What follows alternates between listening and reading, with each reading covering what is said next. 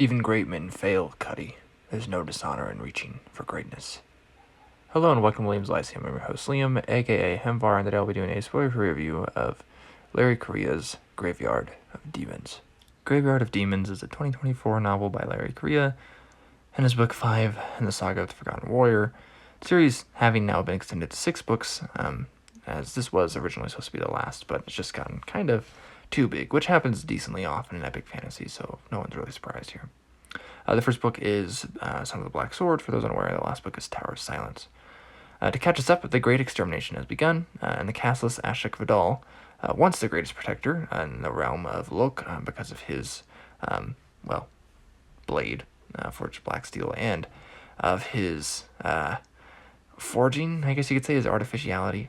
He now leads the castless against the law and the demons. Thera is the prophet of the forgotten, and Kata the keeper of names. Well, the former is Ashok's lover, and the latter is actually deceased. While Ashok was on Fortress, he kind of came too late to save him. He travels now to Thera, though, with his horse named Horse. The law and most of its citizens of Lok are against him. The Sons of the Black Sword do survive, though, having dealt quite a blow to the capital at the end of the last book. The demons come in from the sea, which bodes ill for Ashok's friends and foes. You still have plenty of other characters, so for the first third of the novel, even Ashok doesn't get much tension as we're getting caught up on everyone else. We have Radha and Vidal with Asura's Mirror, having spent its last shot from the smaller and obviously artificial moon. Dvedas is now Raja, which is pretty much just king. Karno is with Radha. Jagdish is commanding troops in a house war with Sarnobat and Vidal. Gutch is doing his illegal operations with firearms. Yaved finds himself a fanatical convert, feeling remorse for his murderings and his betrayals as an inquisitor, as a double agent among the faithful. And Nomad is bringing his schemes to a head to rule Lok as a god. And he seems an obvious, threat for, he seems oblivious, I guess, as well, to the threat of demons. The action is intense and bloody as ever. The events move along well. But it all increases in scale, and definitely this book kind of feels like things moving into place for the finale. Things are coming to a head, and much destruction seems to be, on the way before there's a resolution. We get further explorations of corruption, dubious religion that maybe, gods or powerful beings kind of do have some role. But overall, it's the philosophy of law that does, not really dictate morality. That's the main theme here. As a result, taking things into your own hands to make them better is one of the, answers, I guess. It has this science fantasy feel in some classic sword and sorcery, but it's more on a modern epic fantasy scale, just influenced by classic sword and sorcery.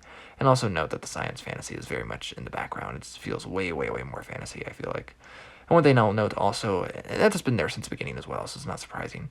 And one thing I'll note is the ambition we have in these characters. Ashok would, I guess, be a good guy generally. He doesn't have much ambitions besides caring for those he loves and cares for. Dvedas is somewhat neutral, as he is wanting to really elevate himself. Now, he thinks for good reason, but it's really mostly about himself. And Omand is really the evil guy, because it's literally just all about himself.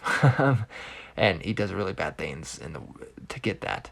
Jagdish and Dvedas contrast well, as they both get promotions, but are treated differently and have very different goals.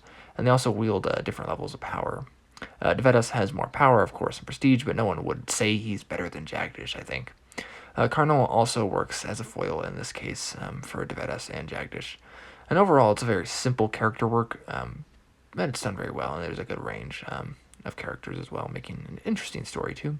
I think the setting with its themes works better here than before. It's a really fast-paced series, so not much time to feel it out, but it came out, I think, better in this one. And for entertainment's sake, this wasn't my favorite.